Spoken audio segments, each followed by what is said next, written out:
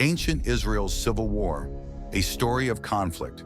The patriarch Jacob's 12 sons set the stage for Israel's division. Jealous of their younger brother Joseph, the favored son of Jacob, the older sons, including Judah, sold Joseph into slavery, an act foreshadowing the later rift between Judah and Joseph's descendants. Years later, those same brothers were begging an Egyptian ruler for grain. They didn't recognize the Egyptian, their brother Joseph. So Joseph took a long time to test them before revealing himself to his brothers.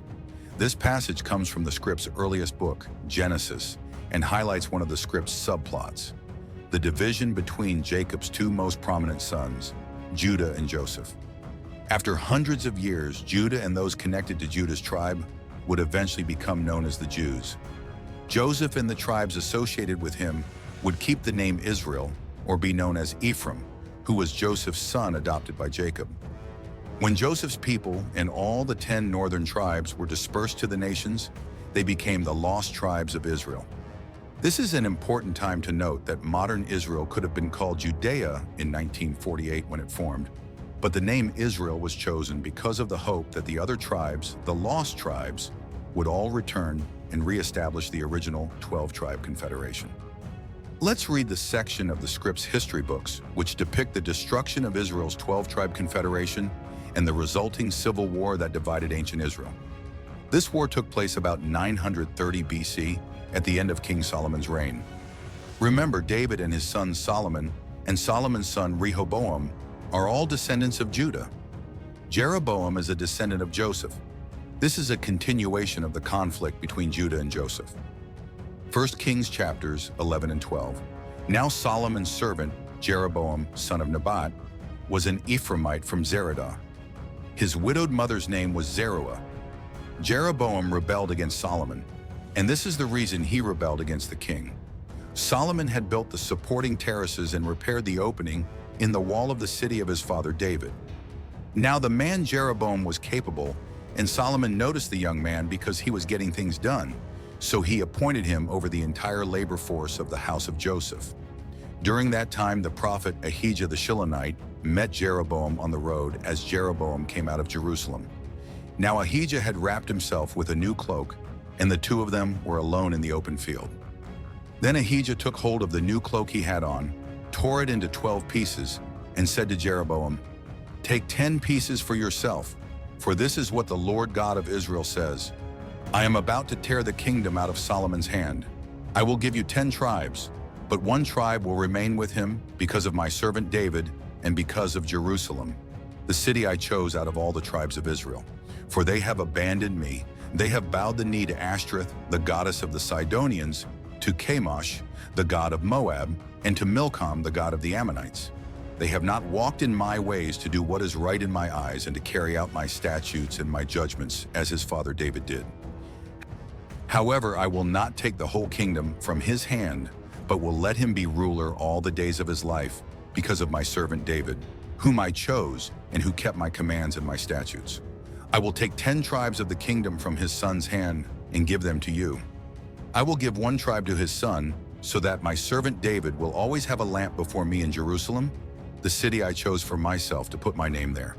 I will appoint you, and you will reign as king over all you want, and you will be king over Israel.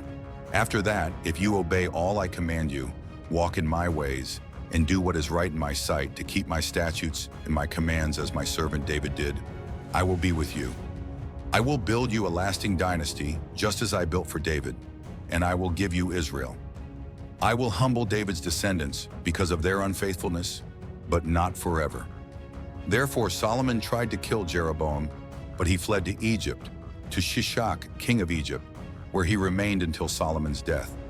The rest of the events of Solomon's reign, along with all his accomplishments and his wisdom, are written in the book of Solomon's events. Solomon reigned over all Israel and Jerusalem for 40 years. Then Solomon rested with his fathers and was buried in the city of his father David. His son Rehoboam became king in his place. Then Rehoboam went to Shechem, for all Israel had gone to Shechem to make him king. Jeroboam, son of Nebat, stayed in Egypt when he heard the news, for he was still in Egypt where he had fled from King Solomon's presence. They summoned him, and Jeroboam and the whole assembly of Israel came and spoke to Rehoboam. Your father made our yoke difficult. You therefore lighten your father's harsh service and the heavy yoke he put on us, and we will serve you." Rehoboam replied, "Go home for 3 days and then return to me." So the people left. Then King Rehoboam consulted with the elders who had served his father Solomon when he was alive, asking, "How do you advise me to respond to these people?" They replied, "Today, if you will be a servant to these people and serve them, and if you respond to them by speaking kind words to them, they will be your servants forever." But he rejected the advice of the elders who had advised him and consulted with the young men who had grown up with him and served him. He asked them, "What message do you advise that we send back to these people who said to me, 'Lighten the yoke your father put on us'?" Then the young men who had grown up with him told him, "This is what you should say to these people who said to you, 'Your father made our burden heavy, but you make it lighter on us.' This is what you should tell them, 'My little finger is thicker than my father's loins. Although my father burdened you with a heavy burden, I will add to your yoke. My father disciplined you with whips, but I will discipline you with barbed whips." So Jeroboam and all the people came to Rehoboam on the 3rd day, as the king had ordered, "Return to me on the 3rd day." Then the king answered the people harshly. He rejected the advice the elders had given him and spoke to them according to the young men's advice. "My father made your yoke heavy, but I will add to your yoke. My father disciplined you with whips, but I will discipline you with barbed whips." The king did not listen to the people, because this turn of events came from God to carry out his word, which the Lord had spoken through Ahijah the Shilonite to Jeroboam son of Nebat. When all Israel saw that the king had not listened to them, the people answered him, "What portion do we have in David? We have no inheritance in the son of Jesse. Israel, return to your tents. David, now look after your own house." So Israel went to their tents, but Rehoboam reigned over the Israelites living in the cities of Judah. Then King Rehoboam sent Adoram, who was in charge of forced labor, but all Israel stoned him to death. King Rehoboam managed to get into the chariot and flee to Jerusalem. Israel is in rebellion against the house of David until today. That tragic passage is a snippet from the good book, but this little snippet sets the course of history. The northern kingdom drifted from God and rebelled against his prophets. When they dispersed to the nations, they took their history, culture, and faith with them to all nations.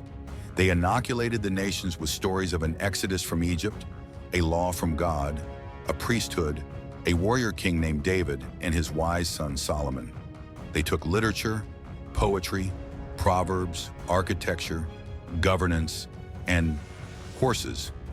But did the lost tribes also take their offense against Judah with them? As Joseph's descendants went to the nations, the whole world changed. Horse-riding Scythians spread across Asia and East Europe. Circa dominated the gateways to the world's most populated regions, and the maritime Carthaginians discovered regions up and down the Mediterranean and Atlantic. Classical antiquity emerged. Eastern religions solidified.